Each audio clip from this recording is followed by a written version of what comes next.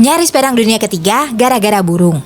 Tahun 1983 di malam hari, sistem deteksi nuklir Uni Soviet berbunyi. Amerika meluncurkan rudal, peringatan terus muncul di layar. Petugas piket Stanislav Petrov, dia cuma punya waktu beberapa menit untuk memutuskan akan membalas serangan atau menunggu. Tapi dia merasa ini janggal, data terlalu sedikit. Dia nekat tidak melakukan apapun. Dan benar, itu merupakan alarm palsu akibat pantulan cahaya matahari dan kemungkinan dari burung.